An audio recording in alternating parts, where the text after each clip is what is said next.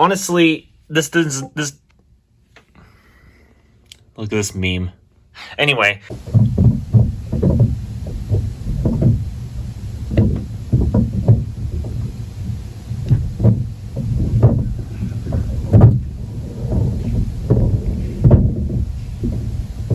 that is just the noise I want to listen to when I'm wanting to create a video.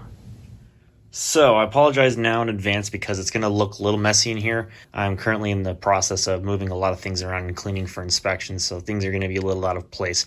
But still, I'm going to make this video because it needs to be made, and that is my probable return to some kind of regular video editing of, I guess, my nonsensical nature. What you see in front of you is yet another iMac, but this one is a late 2012 21.5 inch that I just got off of eBay today. UPS delivered it.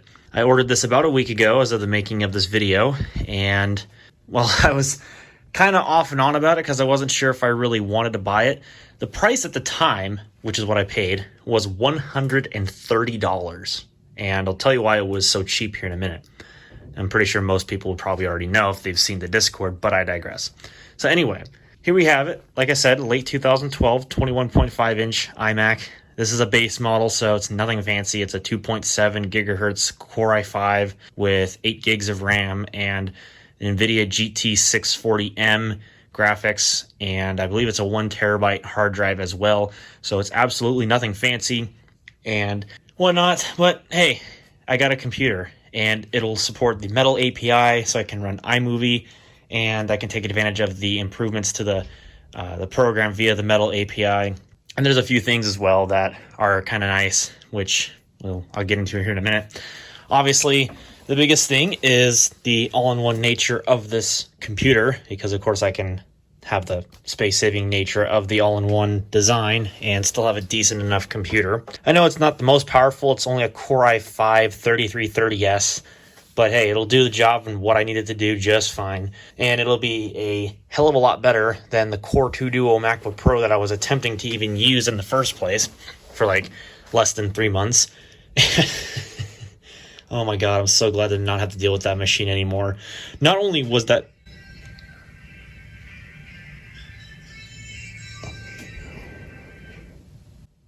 Yes, please, mute your damn music, thank you.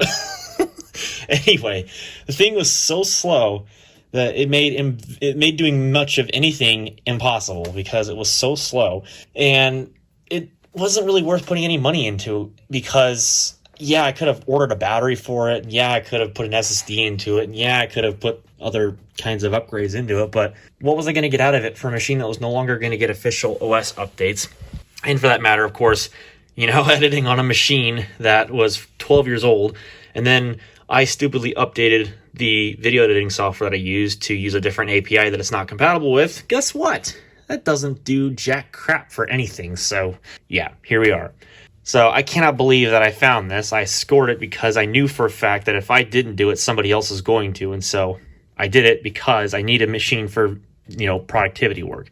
And hopefully in the future, this thing will kind of give me a little bit of ROI. I don't know how or when, but it should give me a little bit of ROI because of the fact that I've gotten monetization turned back on and whatnot, even though I still can't live stream on my phone, which I'm still pissed off about. Please, YouTube, fix that. I'm really annoyed. I digress. Anyway, so it's going to take a little bit of time, but this machine should hopefully get me there. So you might be wondering, why was this machine so cheap? Well, this is why. Right up there. Honestly, this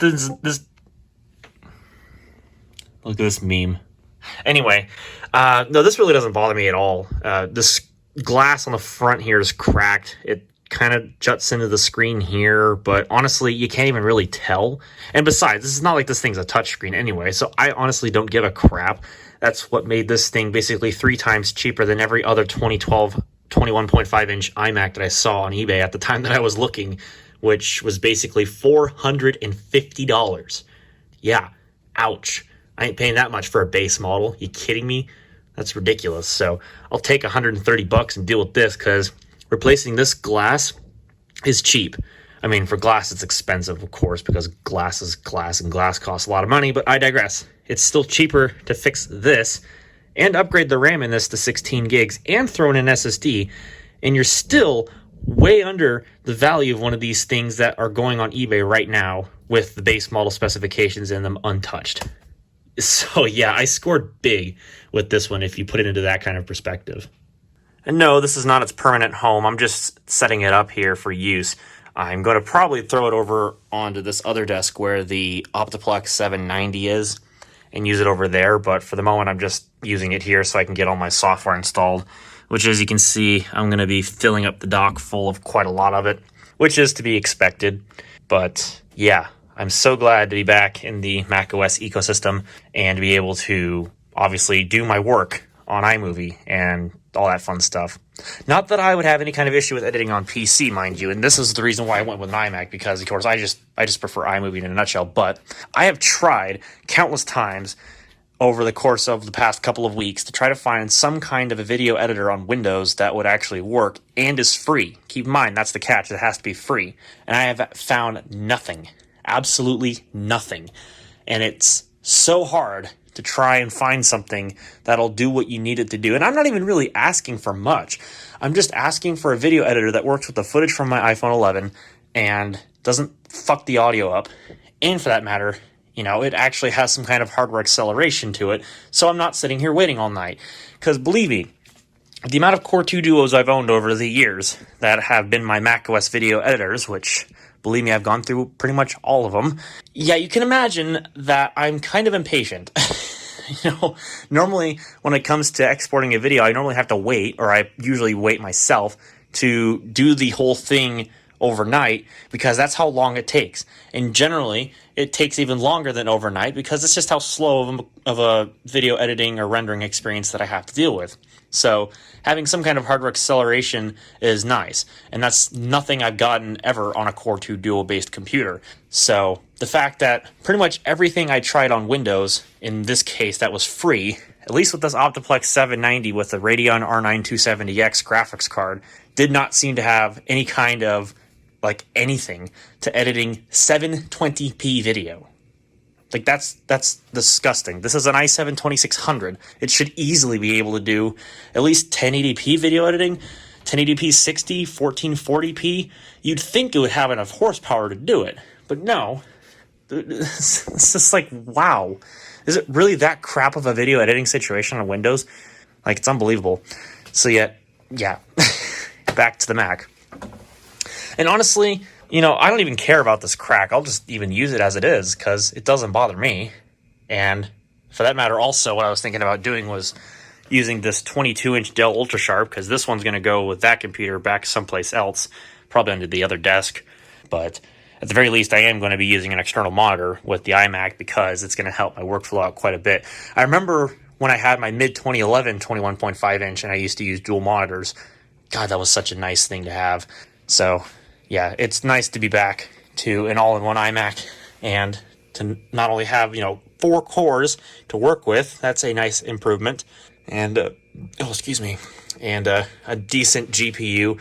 Obviously not by today's standards, but, hey, I'll take what I can get, basically. So yeah, that's going to wrap it up for this one. I'm not going to have it too terribly long.